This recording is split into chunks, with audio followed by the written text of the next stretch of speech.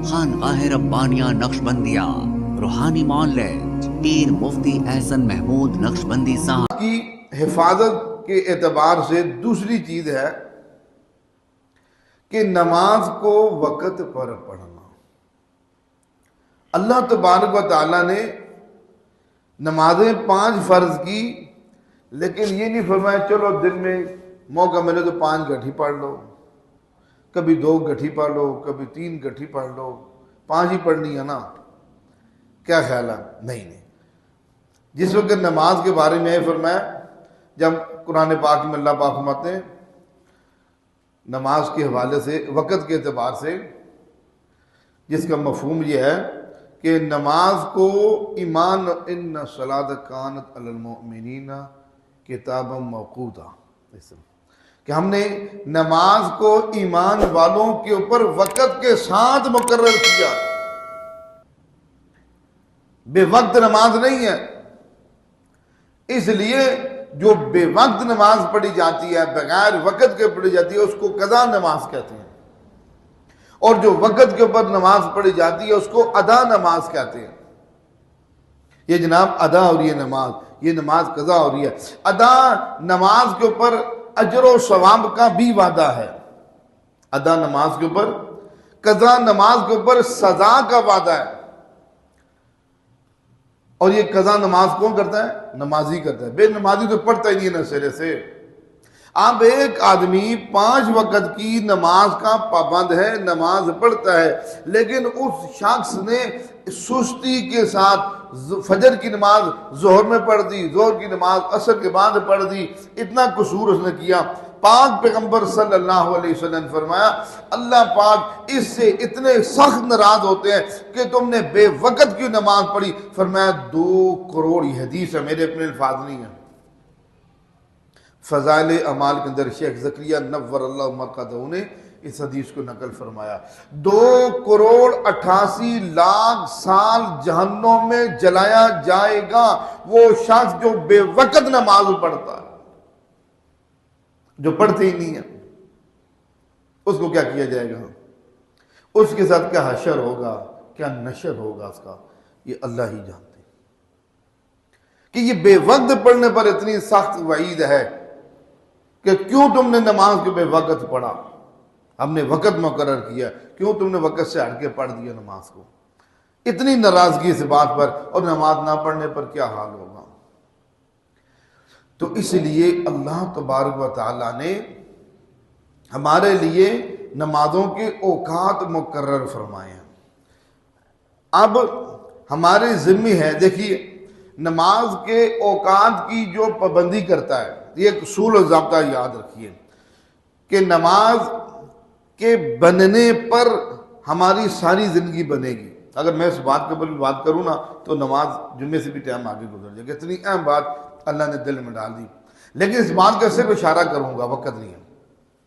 ہماری ساری زندگی نماز کے بننے، اگر نماز بنی ہوئی تو ہماری زندگی بنی ہوئی ہے۔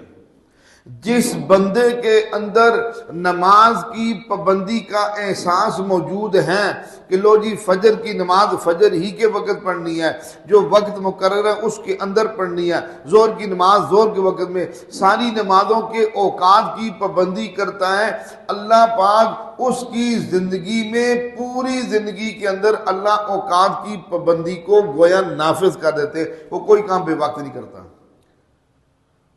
صبح کا ناشتہ ٹائم پہ کرے گا، دوپہر کا کھانا ٹائم پہ کھائے گا، رات کا کھانا وقت پہ کھائے گا۔ جو صبح کی نماز کی پابندی نہیں کرتا اس کا صبح کا ناشتہ 12 بجے ہوتا ہے۔ کتنے بجے ہوتا ہے؟ 12 بجے۔ دوپہر کا کھانا 3-4 بجے ہوتا ہے، رات کا کھانا رات 12۔ یہ سارا نظام بے وقت ہوگا۔ اب وہ معاملات کب جائے کرے گا، اپنی ڈیوٹی پہ کب جائے، سب بے وقت کام ہوگا۔ نماز کی پابندی ہے، ہر کام پابندی سے ہوگا۔ نماز کے اوقات کی پابندی نہیں ہے، ہر کام بغیر پابندی، بے تکا، ادھر کرنا تو ادھر ہوگا، ادھر کرنا تو ادھر، ساری زندگی دھرم برم ہو جائے گی۔ اس لیے اللہ تبارک و تعالیٰ نے نماز کو فرض کیا ہے، نماز کو وقت کے ساتھ بے وقت نہیں کیا۔ تو اس لیے میں نے عرض کیا ہے اگر وقت پر پڑھیں گے تو یہ ادا ہوگی، بے وقت پڑھیں گے تو قضا ہوگی۔ وقت پر پڑھیں گے تو اجر و ثواب کا بھی وعدہ ہے۔ کتنا اجر ثواب؟ ایک سننے حدیث، بے شمار حدیث ہیں۔ حضور کیا فرماتے ہیں؟ من خرج الی الصلاۃ فہو ضامن علی اللہ، جو آدمی نماز کے لیے نکلا، پڑھی نہیں ابھی، ایسے نماز کا وقت ہوا، اذان فوراً نکل پڑا، نکلا نماز کے لیے، ادا کرنے کے لیے گیا نماز، فرمایا فہو ضامن علی اللہ، اللہ فرماتے او نمازی تو میری ضمانت میں آ گیا، میں نے تیرا ذمہ لے لیا 3 باتوں کا۔